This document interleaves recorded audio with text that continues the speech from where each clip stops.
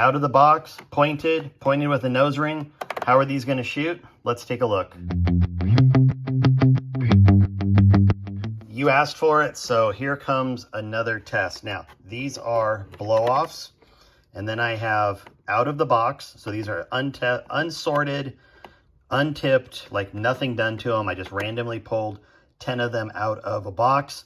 I then have 10 that are pointed with the B12 pointing tip, which let's just call it the old version for the 180 hybrids, although a lot of people still use it. This is a B17 tip, which is the current recommended tip. And then I have B12 with a nose ring and B17 with a nose ring. So we're gonna fire these all up. We're gonna see where they land on target.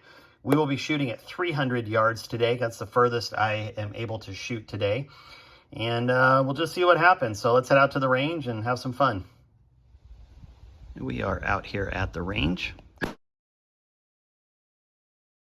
got our shot marker. Shot marker is all the way down there at 300 yards. And, you know, like you saw in the weather report, it's, you know, the trees are moving a little bit here. Not a ton, but definitely down in the pits when I was setting up the target. Let's take a look at these targets. So we're going to have a few groups here. And this is the straight out of the box. Now, look, straight out of the box performs very well. You might look at the tips, you might look at the variances in them, and you might say, well, this is, you know, a little wonky looking, you know, they're not consistent, stuff like that. But, you know, there is no denying that a straight out of the box bullet performs very well. I think if you asked any competitive shooter, if they're being honest with you, they will tell you there's absolutely nothing wrong with shooting an out of the box bullet.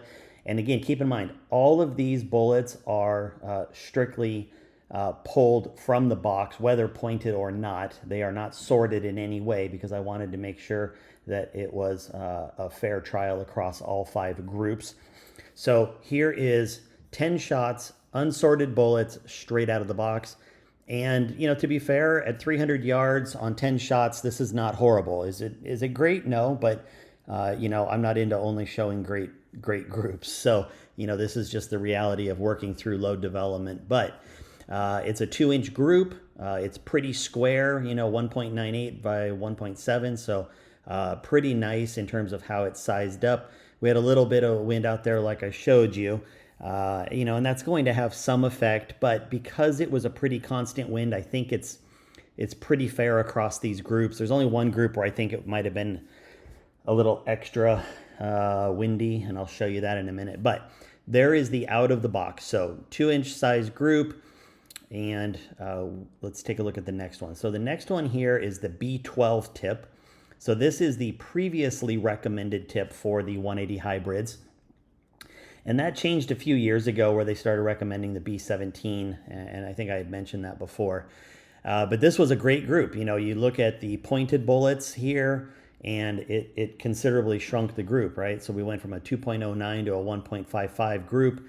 It's tighter in both directions. It's a very square group, which is really what I want to see. And, you know, I was really overall pretty happy with it. No complaints there. Then if we go to the B17 tip, and I just did this so that we could move it out of the way a little bit. But we have the B17 tip, and this one is technically part of that group. Sorry about that.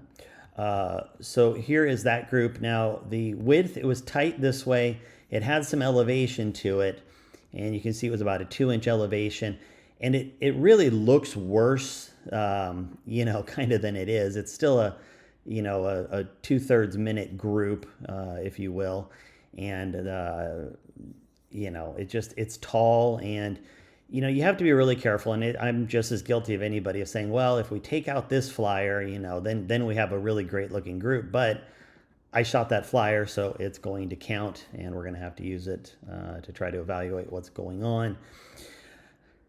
You know, it's always frustrating. I think we all encounter these kinds of flyers, and we always want to try to figure out what's going on. But overall, it started out boxy. It was boxy here. And again, if not for that, we'd have a very boxy group as well. So, you know, it is what it is, but I gotta take it into consideration. All right, then let me move this up here. This is going to be our B12. So again, this group here, but then with the nose ring on it. And this one definitely opened up. So this one here is almost a 1 minute group. It was the windiest of all of them, and I definitely feel like, and you can see that it started walking over here, 35, 36, 37, and then it kind of came back. These were all 1 point of aim holds. You know, definitely not encouraging on this particular group. You know, these are single set groups, and you can only read so much from them. But again, the more I put out there, the more you get to see kind of some similarities. But I was a little disappointed because I was not expecting it to open up quite that much. The height was just under 2 inches compared to 1.5 inches here. And, you know, mean radius, if we're looking at that, 0.65, and it almost doubled to 1.04 here. So definitely not overly encouraging on this particular one. Now, I am running with the recommended 25 thousandths from touch on my nose ring. If you're going to run a nose ring tool, you definitely can play around with the cut on it, but I am using the instruction or tub recommended distance, just in case anybody's wondering. And then we're going to look at the last group here. Now this was B17 with the nose ring, and you can see this group does, there it is, does include 44. I think it was in there anyway, but I couldn't remember. So a 2-inch group, very much in line with this group here. So B17, 2.19, and then over here 2.10. So very similar, and you know, the only thing that I would say, and we can kind of come out a little bit here. Whoops, let me just come out. The only thing that I can really say, if we're looking at the B17, I never did label this one, so B17 ring. Okay, so that'll put that there. So if we're looking at it, I mean, consistency wise, the B17 held together between the nose ring and the non-ring group. Could the group be tightened up? Absolutely. If we play the no cider game, which everybody loves playing, you know, suddenly we're at 1.6 and 1.3. And the B17 is the only one where each time I had a weird flyer. And, you know, that could be me, gun handling, weather, the round, the bullet, load development. I mean, there's all these factors. But consistency-wise, we're right in there. But what's also interesting to note is that I was shooting across a level plane here. And there was a little bit of rise on the center line. If you look here, we come up a little bit, and then this one actually came down a little bit, and then came down and came down. And that is a little bit unusual because these are pointed, all of these are pointed, and then the nose rings actually should have an even slightly better BC. I would have expected under normal conditions for these to have a little bit more elevation compared to the out of the box. Now, it's possible that with the way the wind was blowing, because it was not a direct crosswind, that was having an effect on it. And, you know, we have seen that. Also, 300 yards isn't necessarily going to show off everything the same way that 1,000-yard will in terms of pointing in the nose ring. So anyway, I hope this gives everybody an idea of, again, things that can occur with pointing. These are on larger groups for you to look at. And I'm going to show you what it looked like on paper here in just a second. But, you know, if I had to pick right now, I'll be honest, I'm going to go with B17, even though, well, what's my height on this? 1.9, 1.5. I may actually go with the B12 for my testing tomorrow night and see how it groups up, because it does look like it had a little better elevation each way over 1.8 and 2.04. We had 1.9, so these are almost the same in height. This one's here at 1.5. It's really, boy, it's a toss-up, and that could be just a variance in the fact that these aren't sorted bullets that are being pointed, so you're going to have a little bit more impact here. If these were sorted, you would see a reduction, again, just because they're all in the consistent pointing. Some of these are going to be a little underpointed, some possibly a little overpointed, you know, and it's just the way that some people do it, so I thought I would test it that way. But let's take a look at the actual paper target. It's one of those rare times where I had a fresh target, so here we go. It just happened that I put on a new target face before this testing, but you can see here, that's the out of the box. That's the B12. This right here is going to be the B17.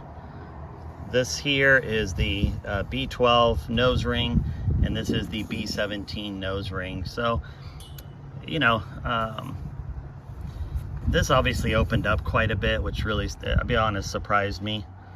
And, you know, this was a little bit wide. Now, we had some wind, and, you know, I mean, it is possible there was a little bit of gusting during this one, but even so, or sorry, this one here, even so, you know, it's still pretty tall. And, you know, this one here, you know, like I talked about, it's tight, you know, but I hate saying except for the flyers, you know, it's like tight except for flyers. You know, that one was pretty tight. And, you know, this one was tighter in elevation, you know, so there's all these butts in here. The only thing that leaves me feeling pretty confident is this right here, which is the B12. But I think looking at it, whether it's nose ringed or not, the B17 was actually a little more consistent. I did have this flyer here, but even with the flyer, I feel like it's a little more controllable. So we'll see. I'll do one more test at 600 on Tuesday here.